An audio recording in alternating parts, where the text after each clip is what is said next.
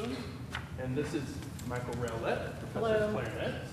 Caroline Kinsey, professor of horn. Katie Pique, professor of oboe. And Diane Wong, professor of flute. So we're excited to join you today. First piece we did was 3 movements from 5 total by Farkas, titled, what's the name of it? 5 Ancient Dances? Early Hungarian dances. Early Hungarian. The next piece we're going to play for you is a more contemporary piece by William Albright. And the title of the work is Abiding Passions. We're just going to play the second movement, which is titled Ardor, which just means emotion. And there's a lot of real interesting colors in this. At times it's difficult to figure out who's playing what throughout this. And some interesting rhythmic compositional devices. We call it additive rhythms. Sometimes the composer's added an extra 8th note to a bar or taken one away, kind of Stravinsky in its approach. So I hope you enjoy this piece.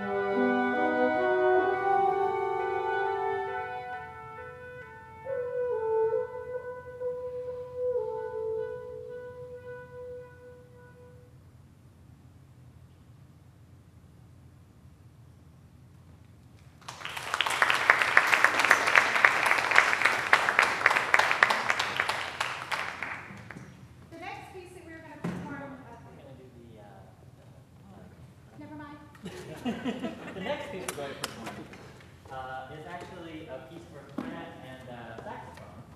We're going to, Dr. Estes and I are going to step out of the group here for a minute.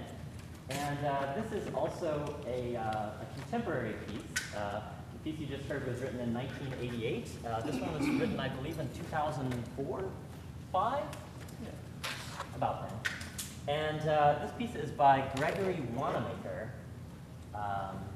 And this is one of the, there are many composers now writing for this duo of clarinet and saxophone, and I think a lot of them were inspired by this piece. Mr. Wanamaker did such a good job of blending the colors of these two instruments and created a really compelling piece. It's just called Duo Sonata. The first movement is called Departure, and the second movement is going to be called Elegy. And there's actually 4 movements. We're just going to do the first 2 for you. In the first one, we start out together, and since it's called Departure, we kind of like gradually come apart and then reunite at various points. It's kind of interesting to hear that dialogue. And then the second movement was actually written, Gregory Wanamaker said he wrote it as a response to the tragic events of September 11th, 2001. And he actually rescored this piece several times for different instruments, and I guess maybe settled kind of on this arrangement. And we really enjoy this piece because the first movement is flashy and fun, and then the second movement really exploits some of the lyrical qualities of our instruments. So we hope you enjoy these 2 movements for clarinet and saxophone. Would you like an aid? Sure.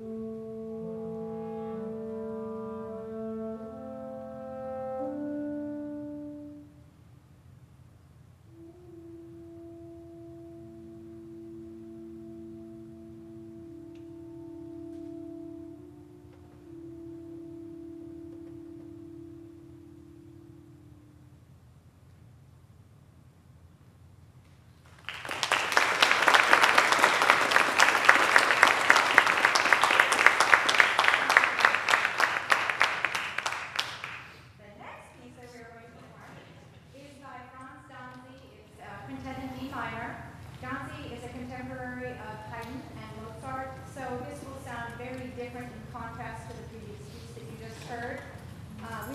This is a 4-movement work. We are only doing the first movement. It starts off with a very slow, beautiful introduction, and then turns into an allegretto, very fast and lively, infused with a little bit of humor here and there. So it's very light and lively. And if you hear something that you think is humorous, it's okay to laugh. Or chuckle, snicker. It's okay.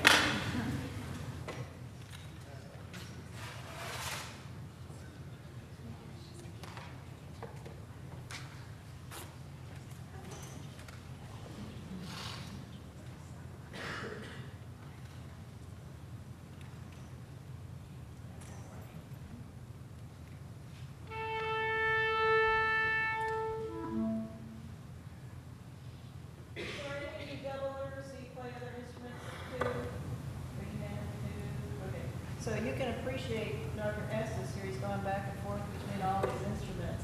He's showing his versatility here, but he's able to just pick it up and play.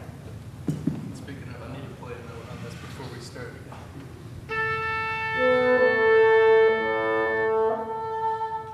Some instruments, it's easier to go back and forth than others. These two aren't so bad. The sax and the flute, on the other hand, it's a different story. No. Halfway through this piece, we'll all trade instruments. We're not going to do that.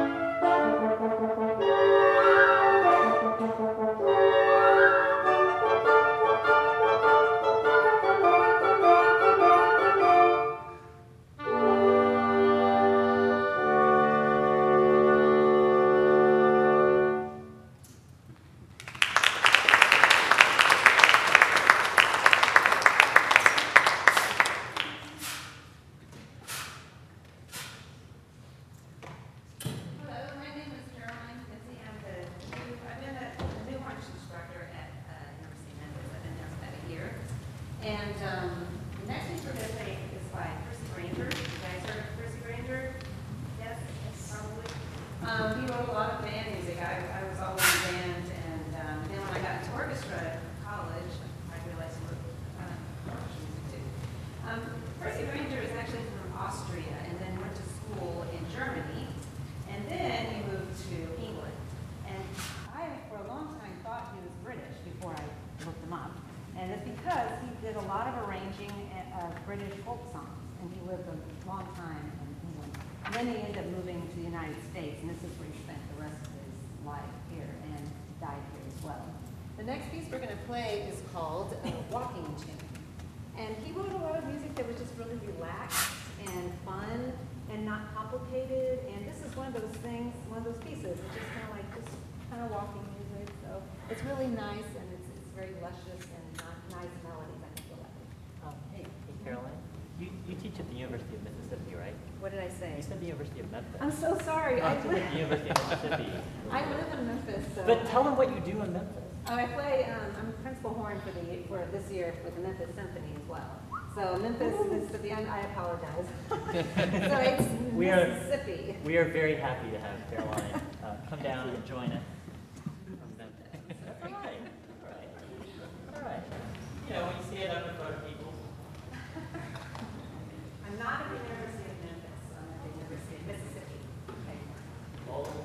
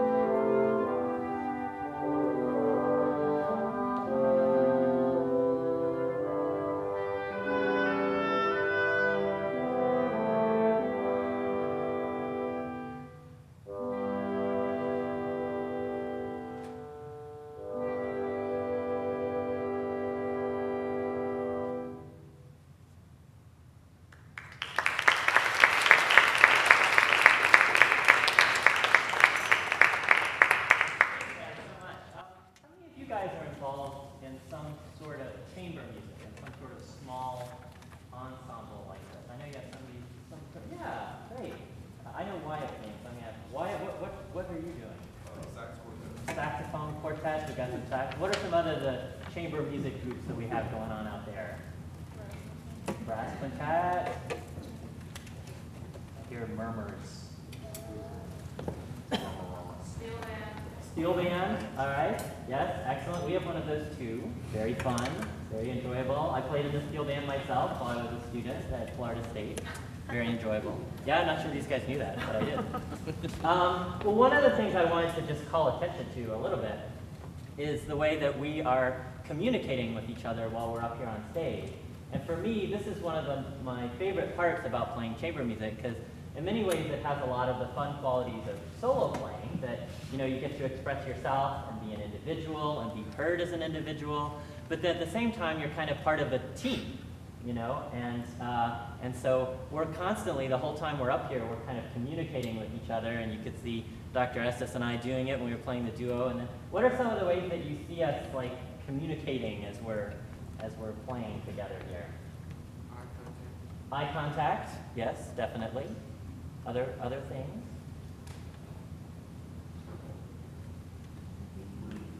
Breathing, yeah, right. I mean, that's something you have to kind of work on, is to breathe in sort of a preparatory way. A lot of the times those breaths are kind of like the conductor's gesture, for sure. I see a lot of students keep time with this part of their body, their foot, and I do too sometimes, especially when I'm counting a difficult passage. I'm tapping my toe a little inside my shoe. But you might also notice that we're keeping time a lot of times with our upper body. Do you notice that? Like we're kind of nodding at each other. I was thinking about this in that last one. We had kind of a retard right in the middle of the piece, and we all kind of looked up at each other and gave a little confirmation, like, and now we're back to the tempo. And so I just wanted to, that's something, and maybe something you guys can carry away a little bit too, as something that when you're trying to communicate with your fellow players, like I can't really see their feet very well, but we can do a lot of upper body things, and a lot of those things are things that kind of help. The next piece we're going to do, Professor Wong, did you want to talk about it, or am I still in a moment? I will just say one thing, well, two things actually. I heard you guys recently won a football game, correct? So as we would say in our land, hotty toddy, but I don't know what you guys say. And I'm just going to say one little thing. The next piece we're playing is by a composer that maybe some of you, do any of you ever listen to MTV on Saturdays? Do you? Okay, then this joke is for the adults, the older adults in the room. John Cheatham is the name of this composer of the next piece we're going to play, which is called Quintet for Woodwinds.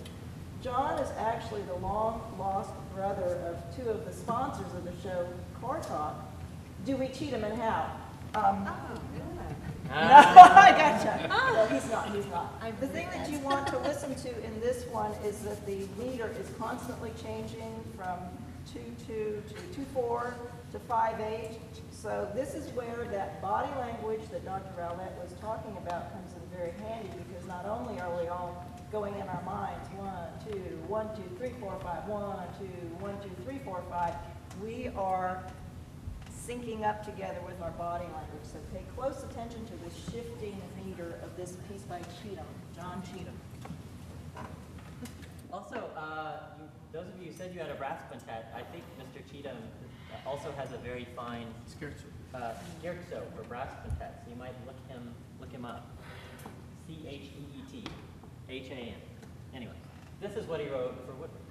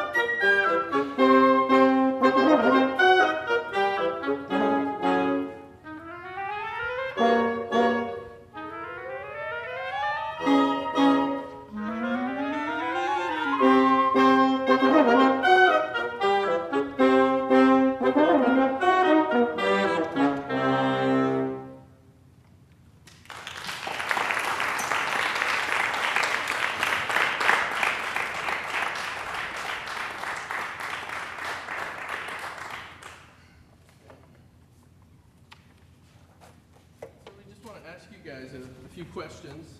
How many of you guys are looking to continue on your music programs at Ole Miss?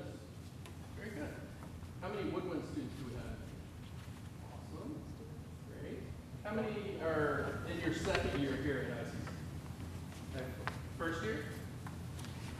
All right.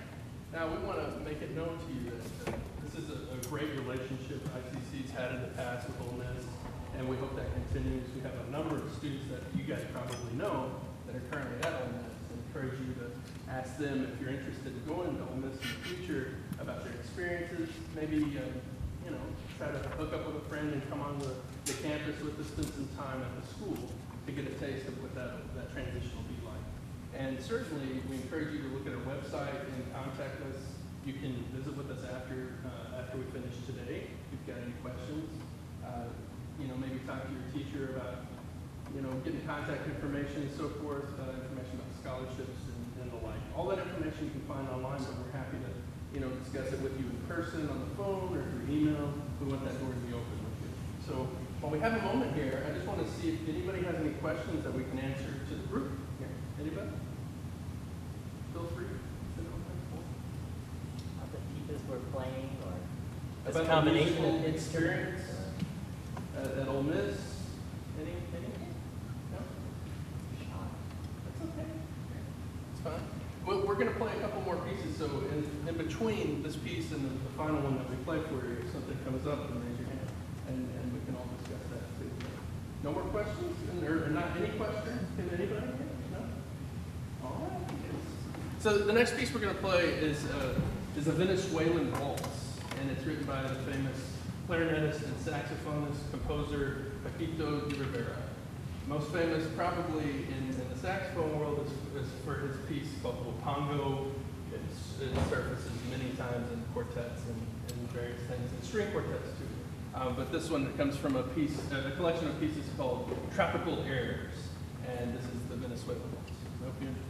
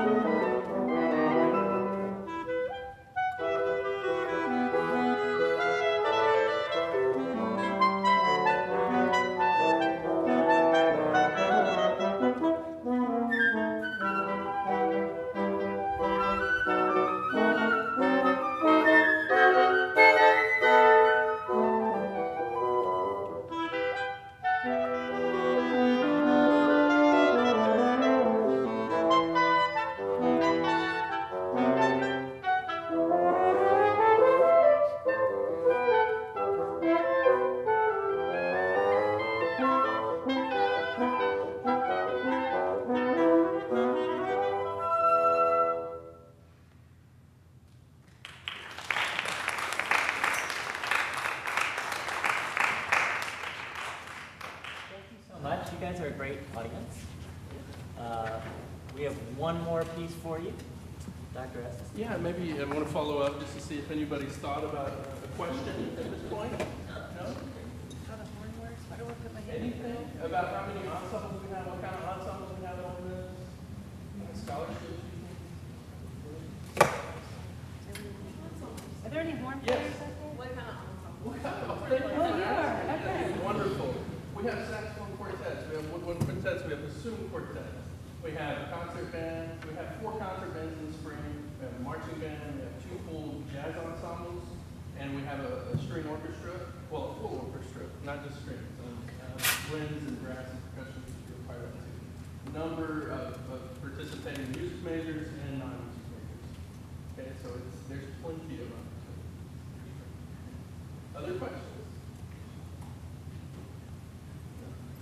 Okay, well, make sure that if you got any questions, look us up online, send us a note, give us a call, we'd be happy to visit with you about it. Okay? Feel free also, if you want to come on down after. I heard that there's not a class in here after this, so if you'd like to come down, ask us some questions, or even if you'd like to be in touch with us some more, we'd love to. I mean, I'm happy to visit with clarinet players. If you want to come over to Oxford and have a lesson sometime, I'd be happy to, and I know all the other folks here are exactly the same. If you'd like to come over, we'd be happy to see you. And so if you want to share contact information like email addresses and things, just come on down and we'll chat with you. Our last piece that we're going to do is let's do the rumba of the 5 easy dances. We'll keep it on a Latin theme here. This is a very popular work for woodwind quintet. It's a set of 5 dances, and we're going to do the last one, which happens to be a rumba. So if you feel like rumbaing, knock yourselves out. Okay.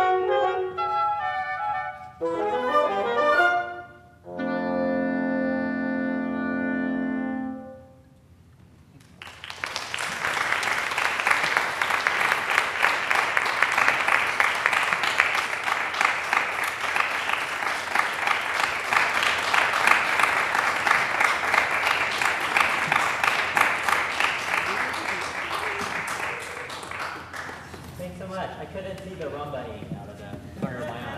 I think it was going on, at least inside. Thanks, you guys. Feel free to come down and say hey.